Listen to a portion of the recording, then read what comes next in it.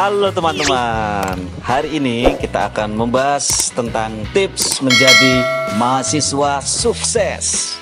Kita buka dengan pertanyaan, apa itu sukses?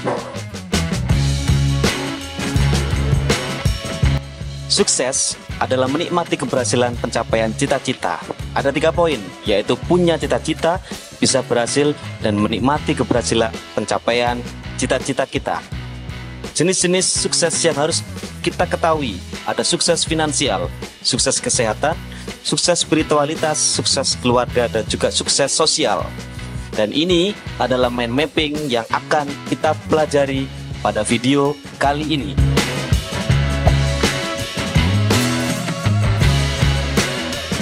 Nah, pertanyaannya sekarang, apa tujuan kita kuliah? Tentu jawabannya akan bermacam-macam. Ada yang ingin menyenangkan orang tua,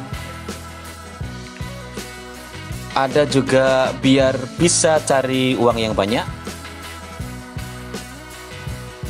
atau malah ingin cari jodoh.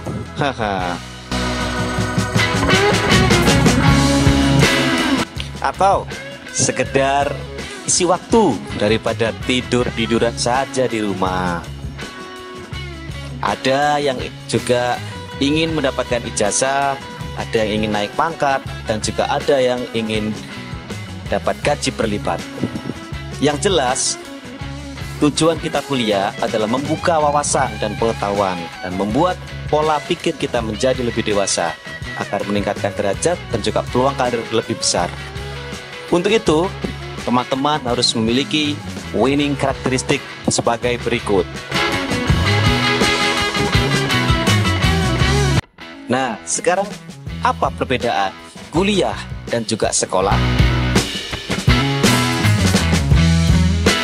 Yang jelas, kalau teman-teman sudah menjadi mahasiswa, akan memiliki tanggung jawab yang lebih besar daripada saat menjadi siswa. Nilai lebih tegas dan jumlah ujian juga akan lebih sedikit daripada saat kita sekolah. Kemudian kecepatan dan cara mengajar dosen juga akan lebih tinggi daripada saat menjadi siswa di sekolah dulu. Tugas juga tidak selalu diperiksa oleh dosen, jadi kita juga harus dituntut menjadi mahasiswa yang proaktif.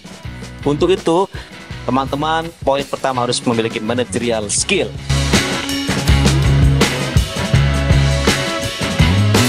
Untuk menumbuhkan motivasi, ada kata-kata dari Meridiana, ya. Ini dia. Berhenti belajar adalah pemilik masa lalu. Dan musuh utama kita yaitu malas yang selalu punya alasan dan mendahulukan hal-hal yang kurang penting. Maka kita harus bisa memotivasi diri sendiri.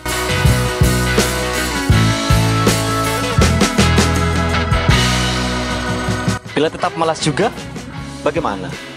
Nah, harus kita evaluasi dan menentukan skala prioritas.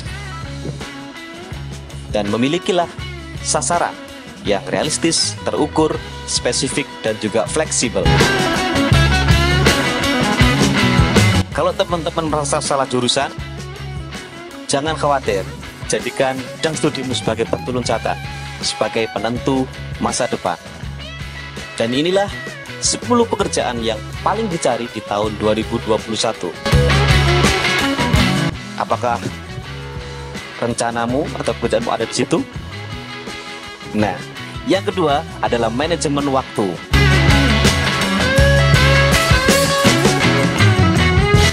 Mengapa prestasi kita berbeda-beda padahal kita punya waktu yang sama, yaitu 24 jam sehari?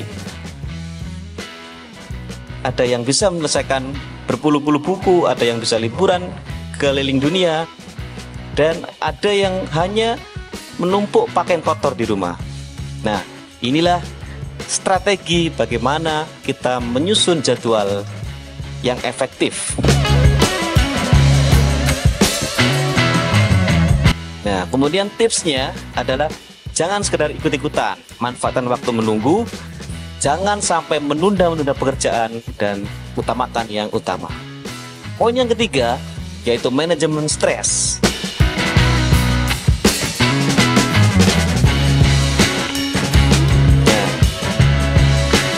Semua orang pasti punya problematika seperti ini, apalagi sebagai mahasiswa. Banyak tugas, banyak ujian, dan lain sebagainya. Jadi, teman-teman harus tetap hidup seimbang antara kuliah, keluarga, dan juga kapan harus berbahagia. Nah, ini dia tips menangani stres. Nah, teman-teman berbagi tanggung jawab, menyelesaikan masalah yang sesungguhnya, dan yang paling penting mendekatkan diri kepada Allah. Kemudian ada learning skill, keterampilan bagaimana kita harus belajar yang efektif. Yang pertama, harus mengenal cara belajar.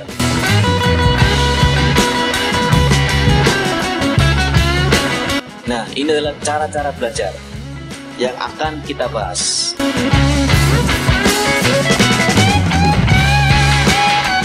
Yang pertama, strategi bagi orang yang belajar secara visual.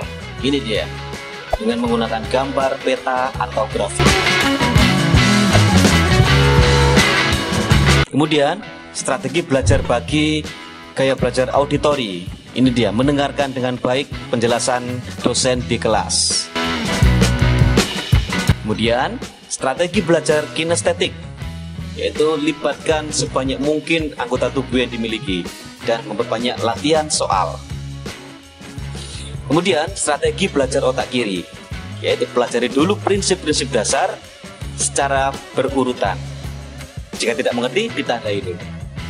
Sedangkan strategi belajar otak kanan, yaitu cari gambaran global dulu, buat mind mapping atau peta pikiran, kemudian pelajari. Sedangkan strategi belajar berkelompok, nah ini pilih teman yang cocok, kemudian tanya jalan pengerjaan, bukan sekedar jawabannya. Kalau teman-teman belajar secara sendiri, nah ini dia, berbanyak literatur, pilih belajar yang tenang, diskusi jika tidak mengerti. Poin berikutnya, giat membaca efektif.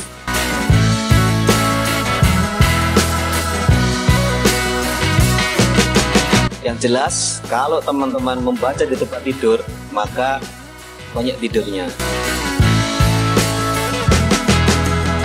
Kemudian menyimak dan membuat catatan kuliah yang efektif bagaimana? Nah, kalau teman-teman hanya sekedar mengisi presensi, inilah jadinya. Ini dia strategi bagaimana cara menyimak aktif di dalam kelas. Kemudian ada juga strategi mencatat yang perlu, dan formatnya juga bisa menggunakan mind mapping atau split screen. Poin keempat, meningkatkan daya ingat.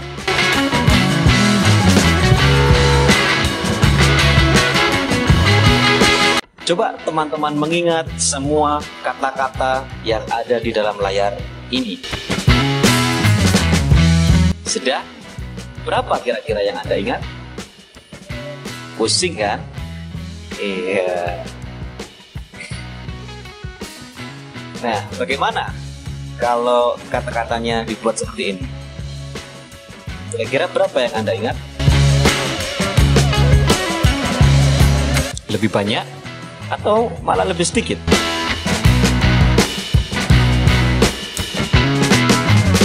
Nah, menurut penelitian, rata-rata otak manusia, ini dia, mengingat, jika melihat, mendengar, dan mengerjakan akan 90% lebih ini. Pastikan teman-teman mengingat yang patut diingat.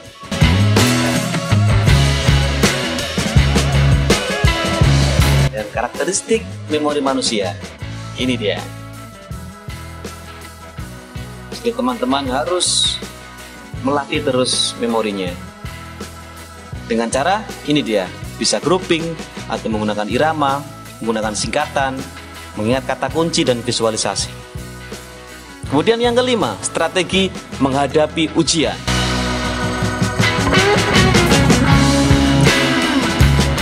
Persiapan sebelum ujian, sedia waktu cukup, kemudian tahu spesifikasi ujian, belajar berkelompok, dan menyiapkan peralatan yang dibutuhkan. Saat menjalani ujian, harus ditentukan sebagai berikut.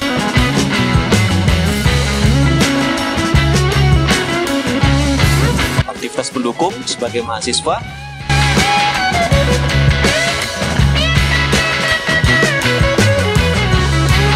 Yang pertama, menghadapi tantangan finansial.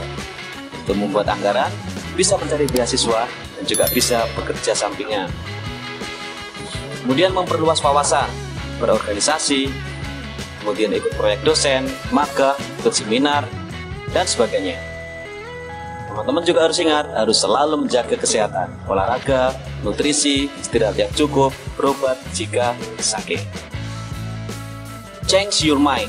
Nah, ini adalah kata-kata dari Om Deddy Corbuzier yang harus teman-teman camkan.